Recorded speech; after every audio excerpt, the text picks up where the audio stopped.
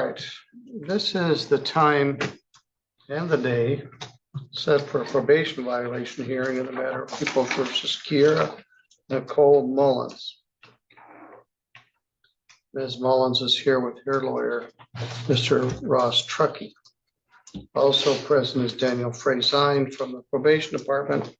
Prosecutor's office is not present as I'm sitting here right now. I don't know whether they got notice of this, but this is not a probation violation. Before this hearing even officially begins, the warning signs are already everywhere. We're looking at a defendant with a long, complicated history, multiple domestic violence charges, years of going off the grid, and now a probation system that seems to be unraveling piece by piece. The judge isn't just reviewing a simple violation here. This is about credibility, accountability, and whether the system can still work for someone who's repeatedly fallen off track. There are claims of missed reports, failed drug tests, and a lack of cooperation. But at the same time, the defendant is about to present her own arraignment is a hearing regarding the allegation that the defendant violated her probation. She was charged with domestic violence second offense, although I think this was actually a fourth offense, charged as a misdemeanor, reduced to domestic violence first offense. This is an old case, 222327. The defendant pled and was placed on probation.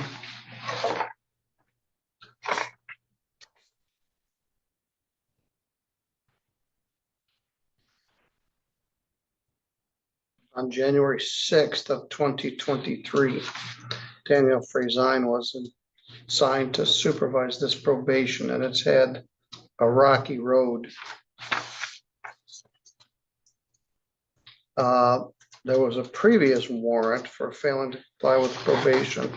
Defendant got arrested in May of 2025, pled guilty to the charge.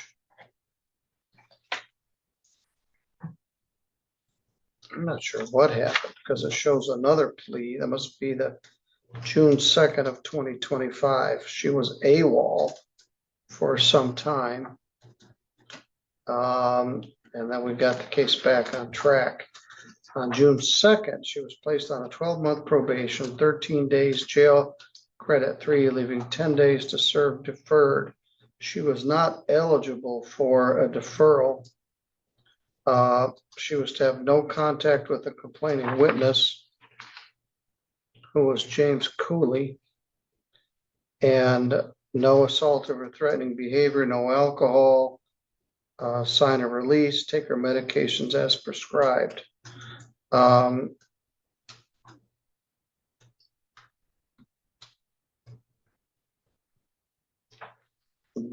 the wheels fell off and Daniel filed a probation violation. I would note there's also a request for a personal protection order, which I set for a hearing at the same time. So we're going to deal with this first, then we'll stop the live stream and we'll discuss the personal protection order case.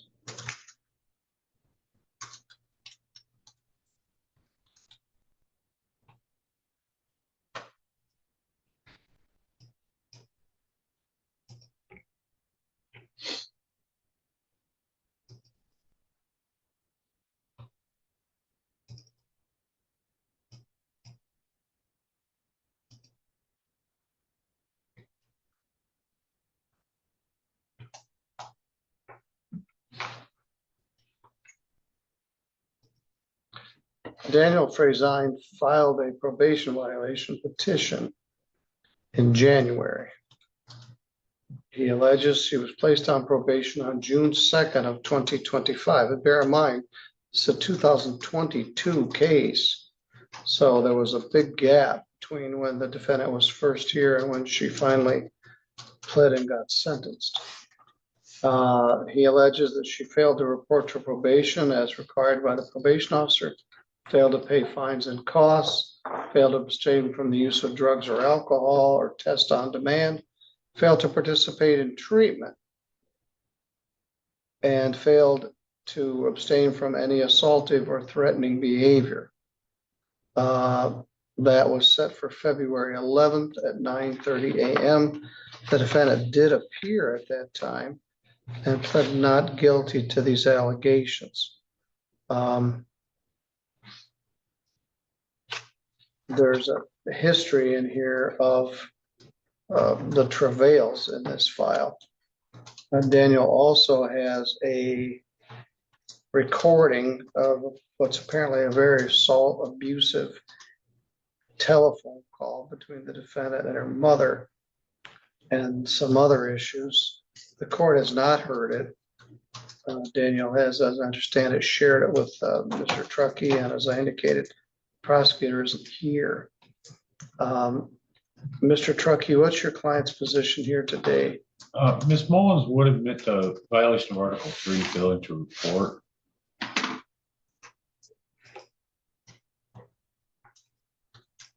Another issue is I don't believe we ever got any releases signed, did we?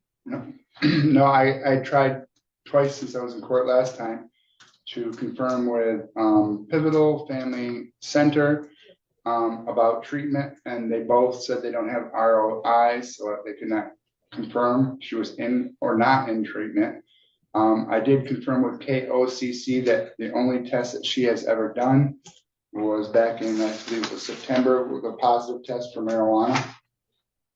September 2, 2025, and she has failed the test ever since.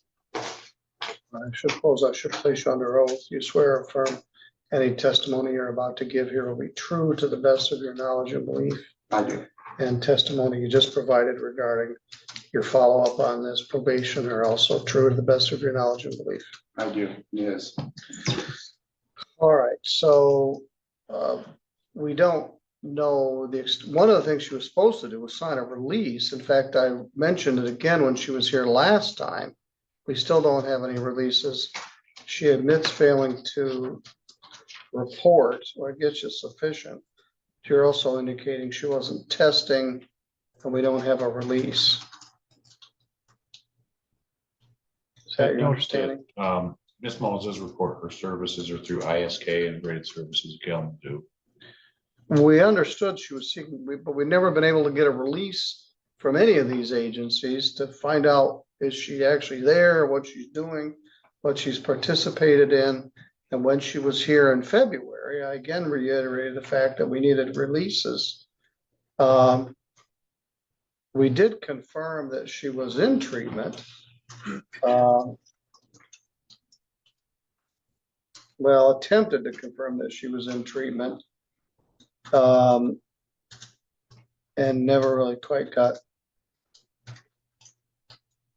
confirmation. We have reason to not believe everything she tells us, but you were able to confirm that she is working at Summit Polymers. That is correct.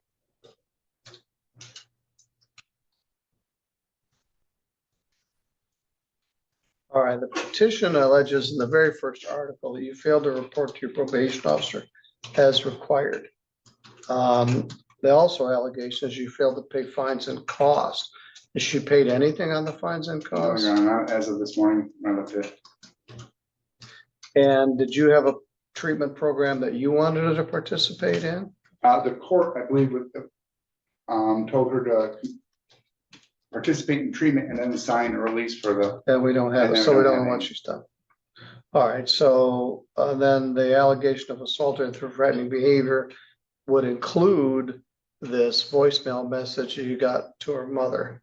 Correct. All right, Ms. Mullins, you do acknowledge that you failed to report to your probation officer. I did report. I can't pull up all of the phone records because one of my phones is broken, but there is a inconsistency in the December 12th reporting, as he claims he called and left a voicemail. He called me at, I believe, 1:36, and I called him 20 minutes later, and we had a conversation, and I updated him that I had transferred counselors, that ISK was working on even getting me into the program because they had to schedule me out about a month. And I've also updated him of my locations throughout my probation. Is an inconsistency in the first reporting of him my mom calling and claiming I hadn't lived with her for 5 weeks, but I just turned myself in June 5th because I was living with her. So I don't see how I wasn't there for 5 weeks and I was in Ohio. So you're not really admitting to failing to report. First problem is we lost track of you for 3 years. And that too, like I told you when I first came and turned myself in, I was in Ohio because I left. I had nowhere to live when I got bonded out. My trailer flooded and I wasn't allowed at my parents' house. I went to Ohio. James followed me there and we also went to jail in March because he attacked me there as well. And I Yes. came back here to turn myself in because my mom finally let me live with her. And that was my only stipulation, was to turn myself in and try to get my life back on track. So it appears there's not a plea of guilty to that article. All right, how about, have you paid anything on your fines and costs? If I had the documentations of how much I've owed, yes, I'll pay that. I get paid every Wednesday.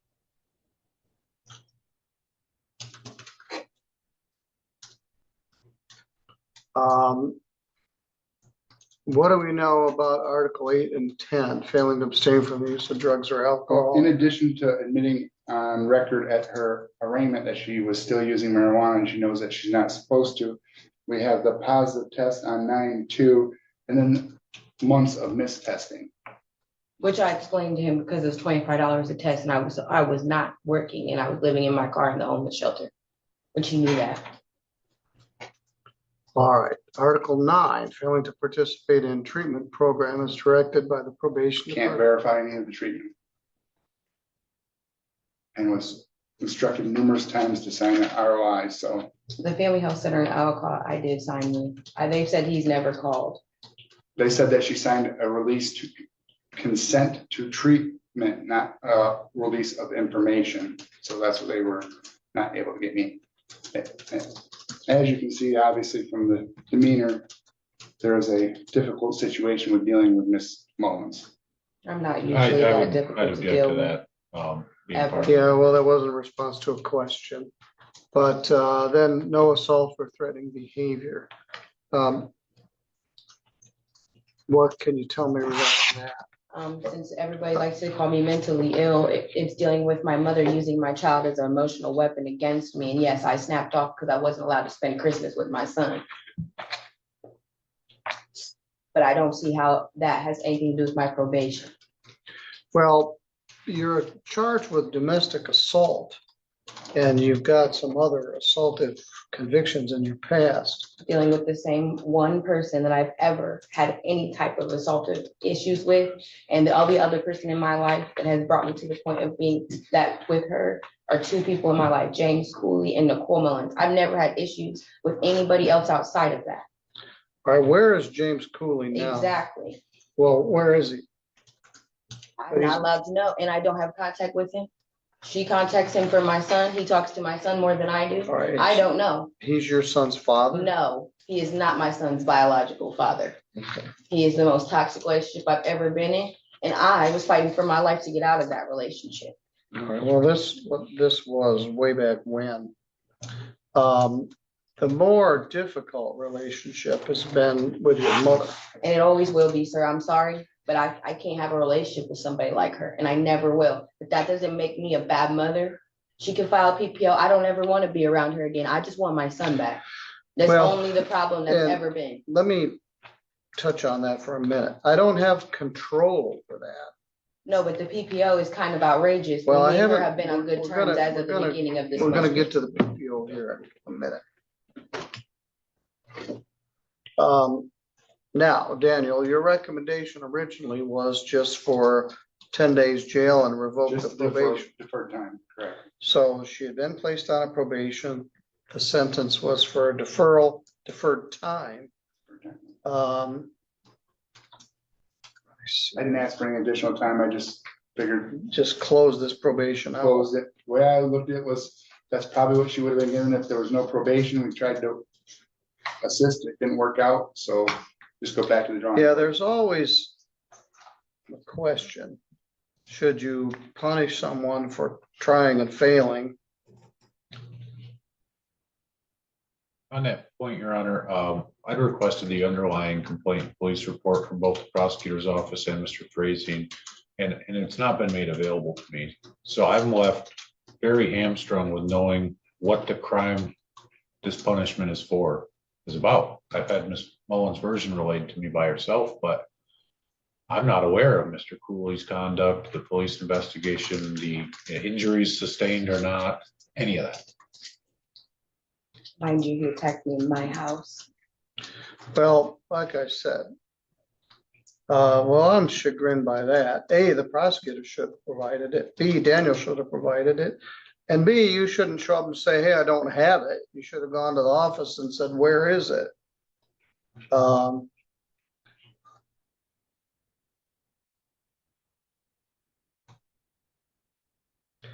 It had to do with, they were living together at the time. He was on crutches and she hit him with a crutch, I think.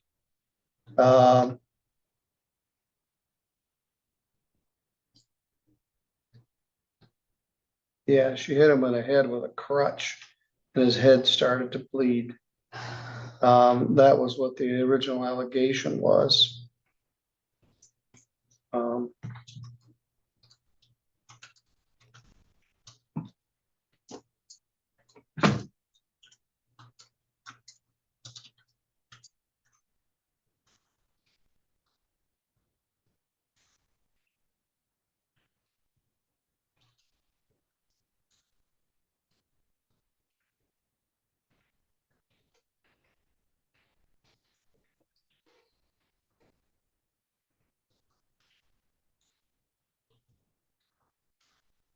I'll note that essentially tracks with the version of events I was given. All right, she was charged with domestic violence in 2016 and she did a deferral.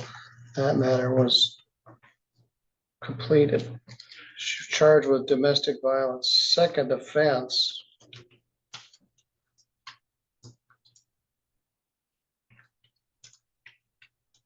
And file number 201046. That matter was dismissed by the prosecutor. 2021, she was charged with assault and battery and disturbing the peace. She pled to disturbing the peace, got 1 day in jail and a fine. 2022, which is this case, she was charged again with domestic violence, second offense. I thought there was one in 2018 too. Oh, that was a resisting obstructing from Judge Pattison. So anyway, part of the problem is what we're dealing with happened 4 years ago. She went off the grid for several years, and then one day she just appeared here at the courthouse. So we did resolve the matter with a plea.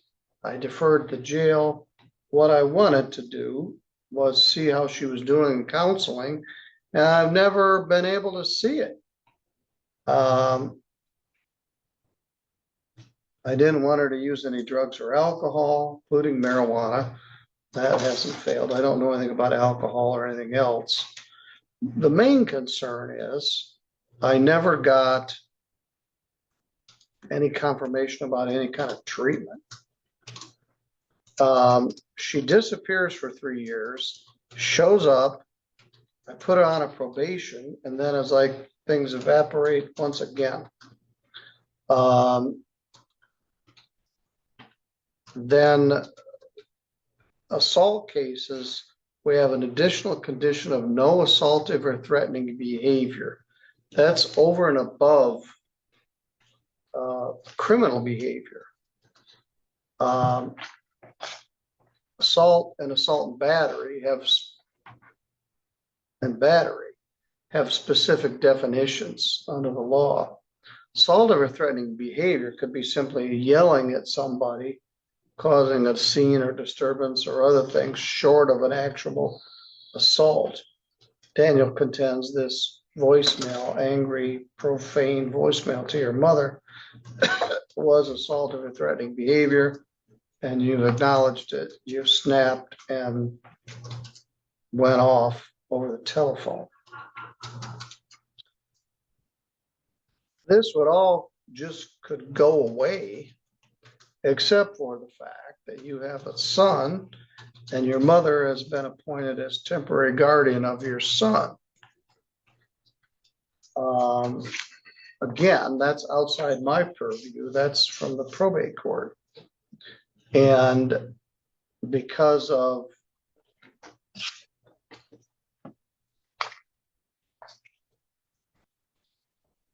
your mother's concerns, she filed for this personal protection order.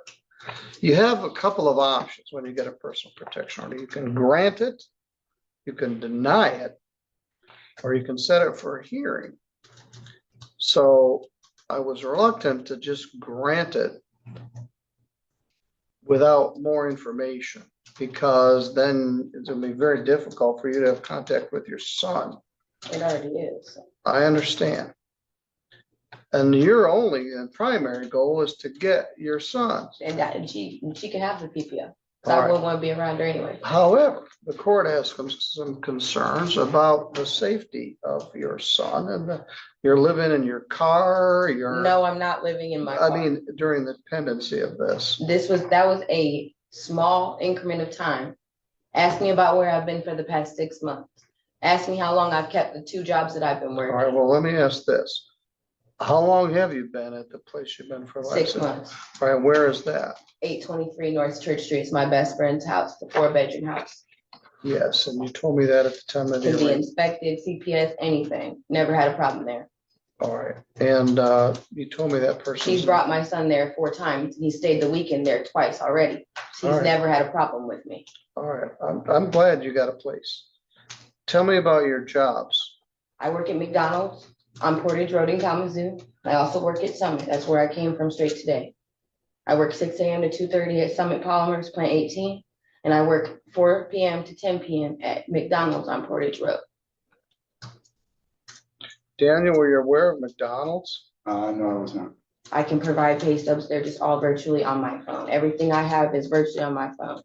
And I had signed a release of information, but like I said, I can still get documentation that I've been seeing David Sink since November. All right, then why won't you give me a release? I've been asking you for a I signed release it since with the Family day Health I. Center on Alcott. No, you Okay, well, you signed a like I said, I release can for go- treatment. I I want to signed a know, release of information. that was my primary goal. He's my psychiatrist. I can confirm with him that I signed that release of information and told and gave him Dan's information as well. Well, that's not what Dan says, and I've been asking for it since 2022. Now, so Daniel, she's got a place to live, she's got these 2 jobs.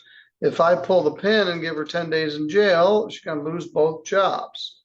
That seems counterproductive. For an assault on an assaultive boyfriend 4 years ago.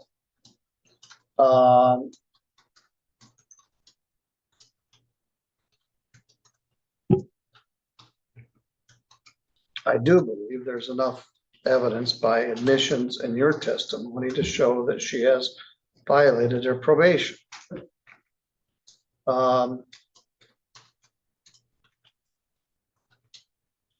can revoke it, get off your back, but I don't want you to lose your jobs. I can continue it.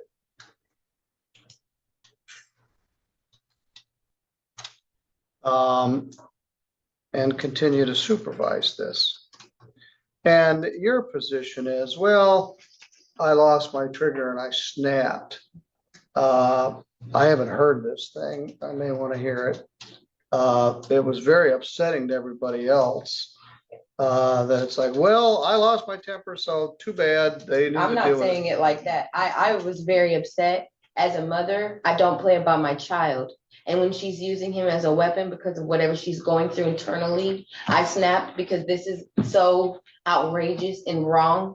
I would never do that to her. I signed him to her for the better interest of my son to not be in a shelter or a tough situation. The reason I get so triggered is because on Christmas Day, I'm outside of her house trying to see my son, and she calls the police on me and treats me like I'm some animal. But she lets that man, James, see him, call him, talk to him more than I do. And it hurts. Because I'm his mother. She can't have kids. So she doesn't know what it feels like Well, on the inside Why to get would, that angry. why would James have contact with her? Ask her that. I would like to know why he has contact with my son when I don't, and he's not his Well, biological father. We will ask. So he also went to jail in Ohio. You Yes, both went to jail at the same time. yes, same situation. He refused to leave my house and we got into it. Because as soon as somebody moves in and gets mail at your house, you have to evict them for them to leave. You don't get to just tell them to leave. Well, that's generally the rule. Once they become a tenant of some type, they can't just show up overnight and then establish a tenancy, but if they move in, yes, you can't just throw them out. All right, I find there is a violation of the probation. I'm gonna stop the live feed and stop this, and we're gonna discuss the personal protection order request. Now, Mr. Truckee doesn't specifically represent you in the personal protection order, but I've sort of combined these two. This case ultimately highlights one of the toughest balancing acts in the justice system: accountability versus second chances. On one hand, the judge clearly finds enough evidence to confirm a probation violation, missed reporting, lack of documentation, and concerning behavior. On the other hand, there's visible progress, stable housing, 2 jobs, and at least an attempt to rebuild a life. Instead of immediately imposing jail time, the judge pauses to consider the bigger picture. Would punishment actually help here? Or would it undo the progress that's already been made? That's the real dilemma, and it's one court's face every single day. In the end, this isn't just about one violation, it's about whether the system can adapt to real-life complexity while still enforcing the law.